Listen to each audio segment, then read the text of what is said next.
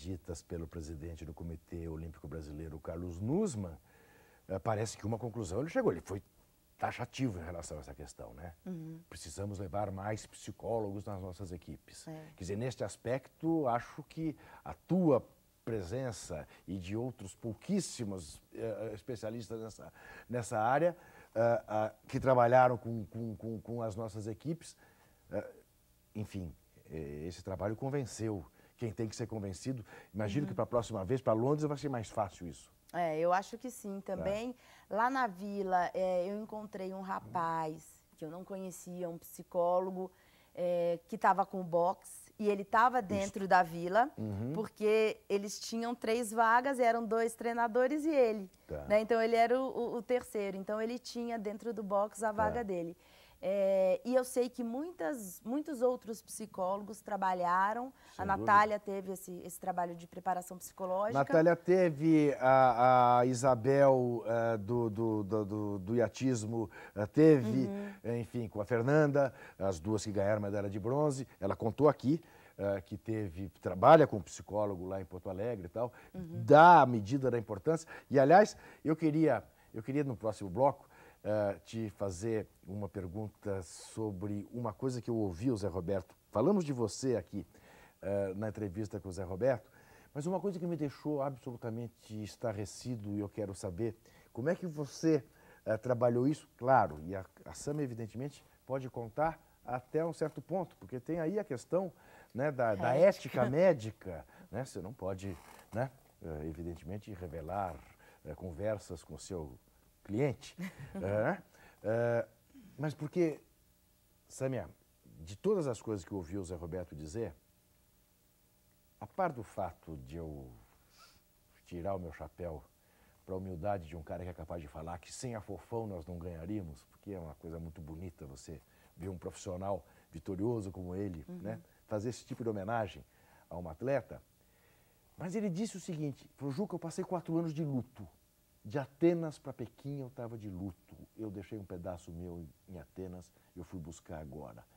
Eu queria saber como é que trabalha uma cabeça de um cara que já era, vamos lembrar, era simplesmente o primeiro treinador brasileiro a ganhar medalha de ouro em esportes coletivos. Havia ganhado em 92 com o vôlei masculino. E foi o cara gerente de futebol do Corinthians na parceria Ricks Music quando o Corinthians foi campeão mundial da FIFA. Quer dizer, então, sobre ele não há dúvida, né, que é um G de ganhador desse tamanho. Mas esse cara passou 4 anos de luto. Como é que se cuida de alguém que está de luto até ganhar? Até já.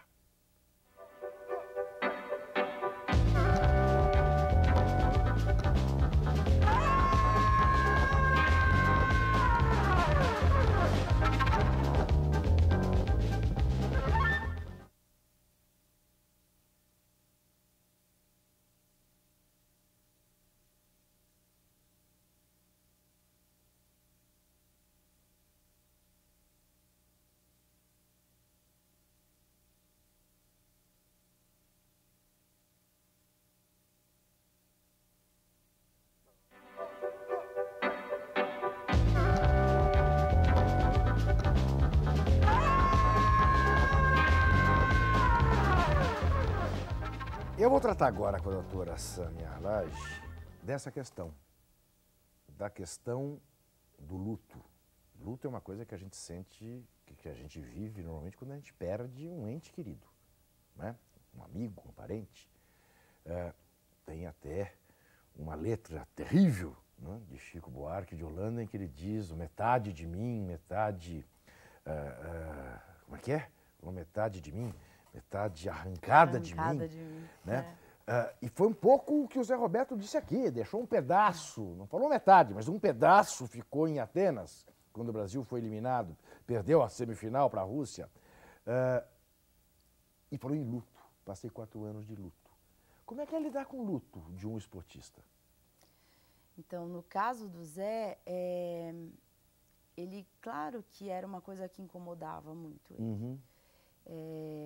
Porque, e a gente conversou várias vezes sobre isso, mas a questão, e que eu acho que isso, apesar do luto que ele falou para você, ele tinha muito claro, é que foi um grupo que ele não pegou do começo, ele não teve um ciclo para trabalhar. É verdade, pegou um ano antes, né? se tanto. Então ele pegou um ano antes, Sim. não deu tempo dele Em meio a uma montar, crise. fazer o grupo dele, colocar, né, a filosofia de trabalho dele, e aí ele já foi para a Olimpíada. Muito diferente desse grupo, que ele começou um trabalho em 2005, teve tempo de escolher as jogadoras, trabalhar com essas jogadoras, comissão técnica. Então, ele foi fazendo, moldando do jeito que ele queria. Então, apesar dele ter ficado triste e de muitas coisas, ele, né, ele sofreu, claro, como todos nós sofremos, mas ele tinha isso muito claro. Né? Então, essa questão é importante, porque naquele momento, ele é um ganhador com G maiúsculo, como você colocou. Mas naquele momento e naquela tarefa específica, ele não conseguiu o que ele queria, que era o êxito, né? E trazer essa medalha para o Brasil, trazer um bom resultado para o Brasil. Mas ele sempre teve na cabeça dele essa noção de que ele era uma pessoa, ele era um bom treinador e tal, né? Isso quer dizer autoestima, autoconfiança. Então, mas não foi tão difícil. Você trabalha, Sâmia, essa é a coisa, né, até que virou chavão, né, que uma das grandes qualidades do esporte para formar cidadão, para formar as pessoas, é que o esportista está acostumado a conviver com a vitória e com a derrota, está acostumado a conviver com a frustração, né, que é das coisas mais difíceis que há, né? Tem que ser muito maduro, né, para você saber lidar com uma frustração, seja no campo que for, né? Isso na vida do esportista é permanente. Na vida do cidadão comum é feito de pequenas vitórias, pequenas derrotas. Às vezes não há uma grande vitória nem uma grande derrota na vida inteira de alguém. E sem significar que seja uma pessoa infeliz por causa disso. Mas na vida do esportista isso é presente permanentemente. Para ser um grande ganhador, você tem que ter uma derrota assim dessas avassaladoras? Não. Não necessariamente. Não necessariamente. Não. Tá. Mas o mais importante é o comportamento que você tem após a derrota. Tá. Porque eu sempre falo isso também. Quando a gente convive no esporte, alguém ganha e alguém perde. Claro. Quer dizer, um grupo volta com a medalha de ouro, um grupo com a prata, um com a bronze e os outros sem medalha. Então, é uma coisa natural. O problema é mas quando a gente perde, quando a gente tem uma derrota, a gente fica triste. E é natural a gente ficar triste, a gente chorar, cada um tem uma reação. E viver um pouco esse luto, essa perda, essa derrota. Só que o importante é o que a gente vai fazer com isso. Tá.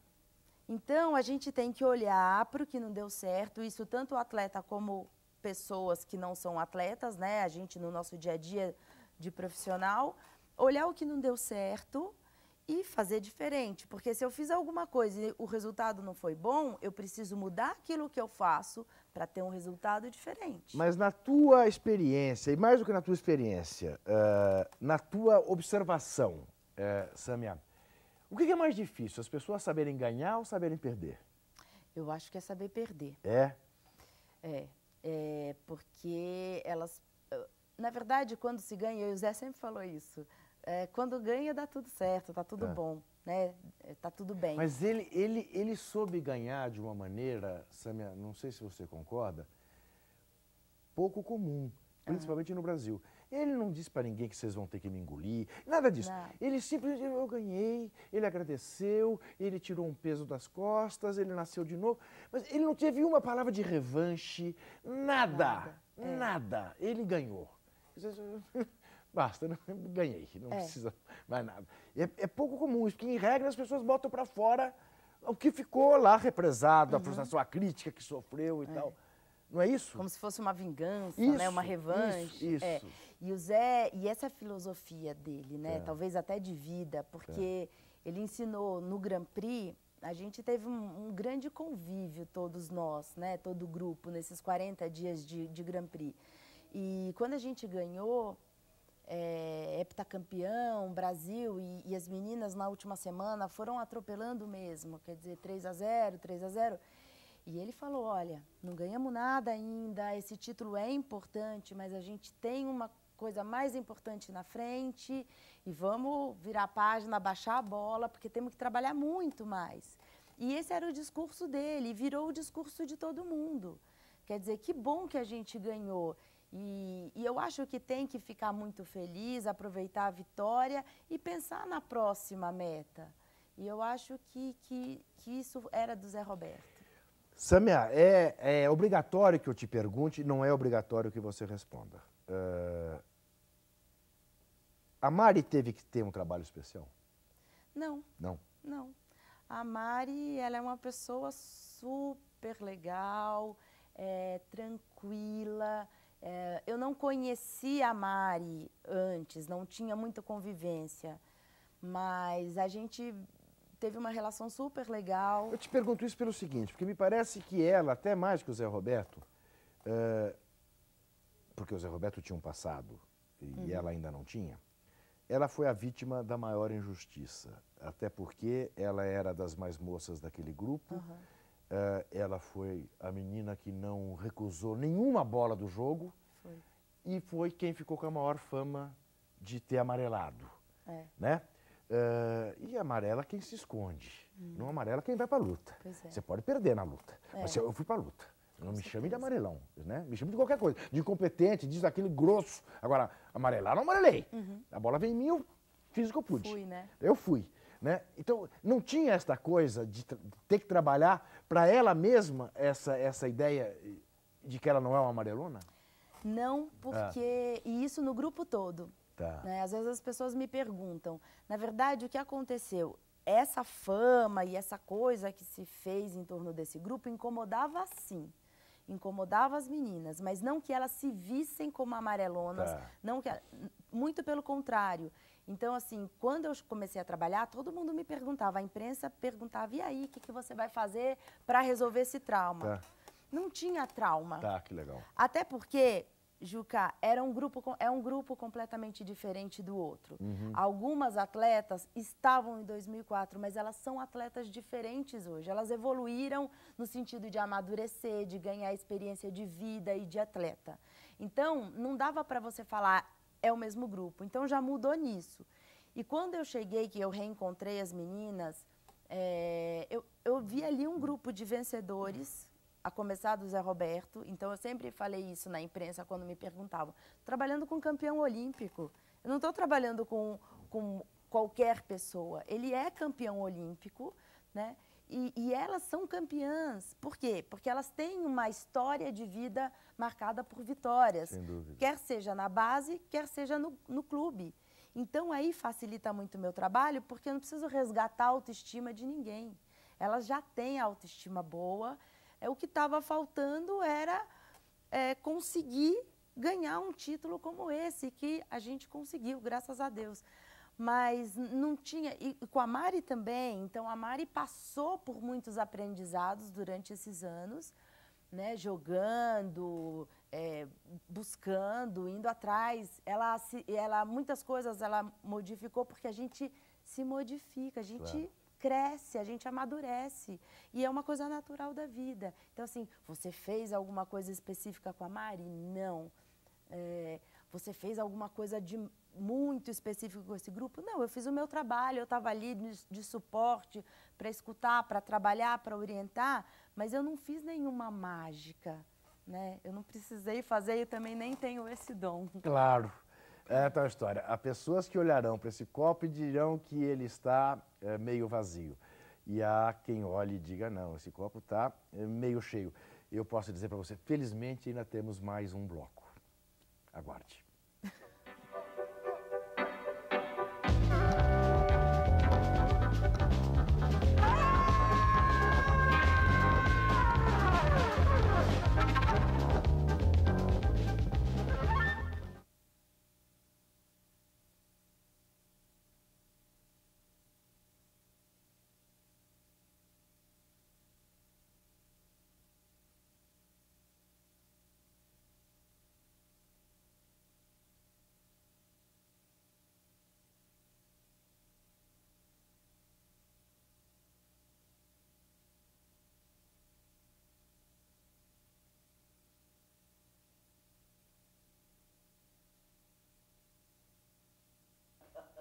Foi o jeito que eu tive de fazer ele servir água, né?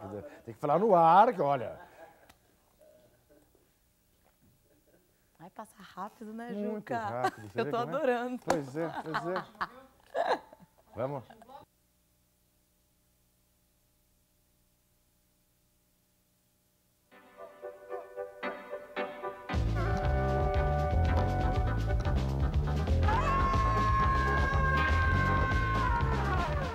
Veja você que o copo já está de fato meio cheio e eu estou lamentando que é o último bloco.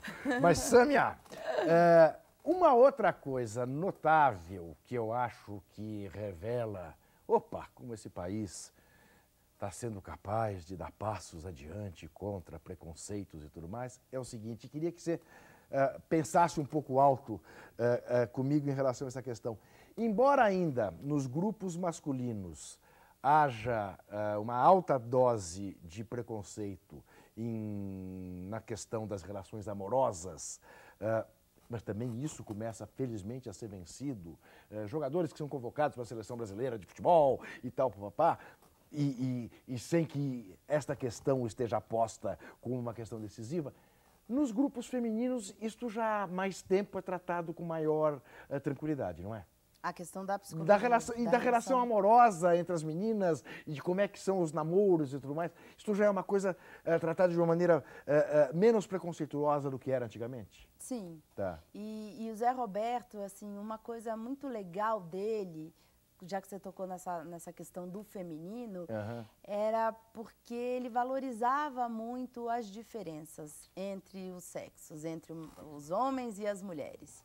E até aquela pergunta que você me fez, né, o porquê dele ter me convocado, eu acho que além da minha experiência, a questão de eu ser mulher.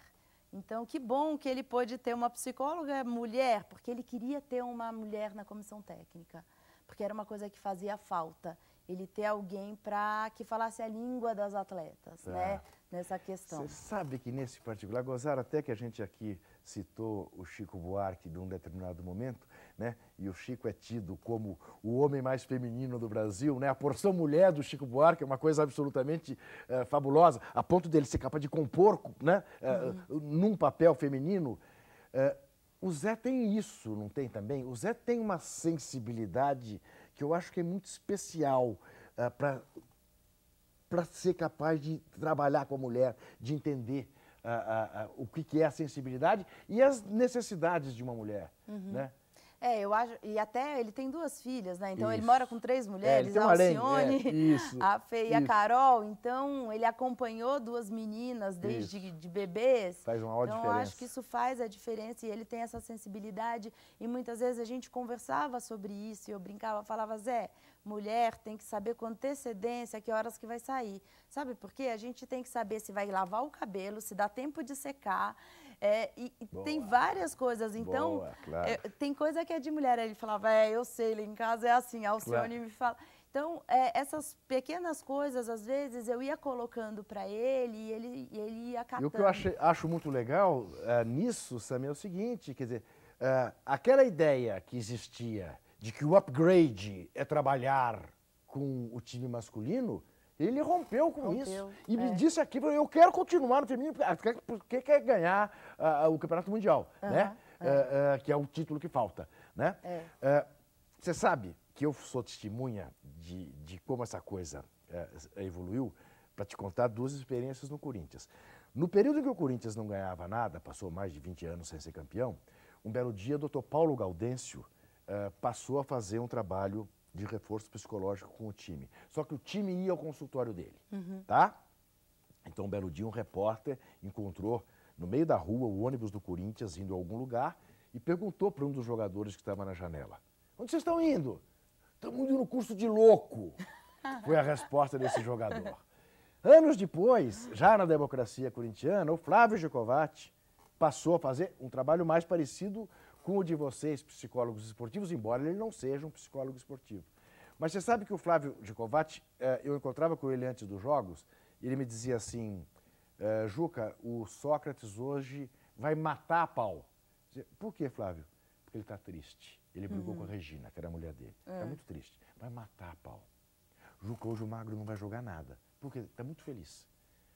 Tem isso mesmo, quer dizer, de compensar na quadra uma situação de vida, e pode ser até isso, eu estou feliz, jogo mal, eu estou triste, jogo bem? Isso depende muito de cada atleta. Tá. O que tem é que, às vezes, e o psicólogo pode auxiliar o treinador nisso, é conhecer o comportamento do atleta. No nosso caso, então, da atleta. Existem, por exemplo, uma atleta, ela pode responder bem quando o técnico grita na quadra. A outra, ela vai ficar em pânico ou vai chorar. Então, isso é importante o treinador entender. E, às vezes, o psicólogo pode auxiliar, ou mesmo ele acaba percebendo, que existem diferenças entre as pessoas e aí ele precisa se comportar diferente com cada atleta. Então, nisso sim. Então, aquela atleta que, às vezes, o jogo fácil, ela não joga bem, por mais que fácil que seja o adversário. E quando o jogo é muito difícil, ela joga bem, ou o grupo joga bem. Né? Então, no nosso caso, ali as meninas falavam, a gente gosta de jogo difícil. Tá.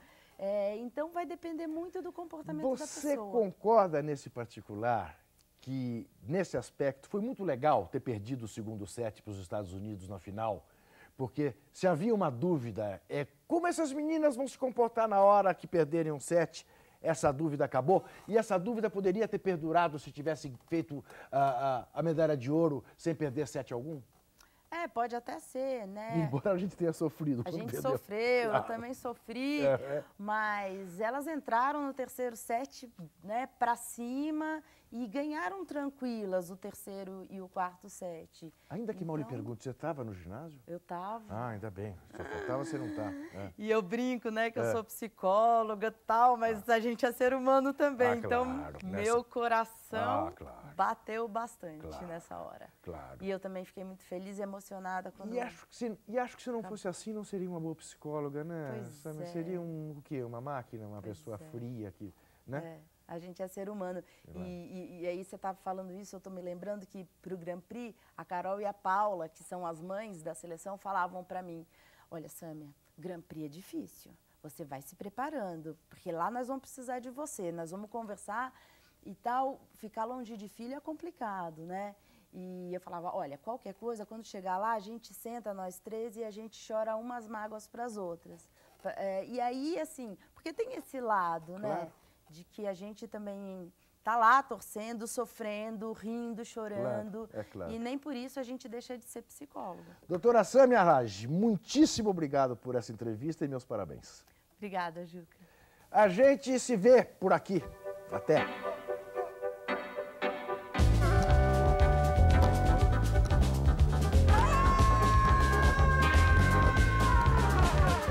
Freud explica. Mas se Freud não explicar, você viu. A doutora Sâmia Raj explica. E explica muito bem. E fica ainda mais dourada a medalha de ouro do vôlei feminino no Brasil.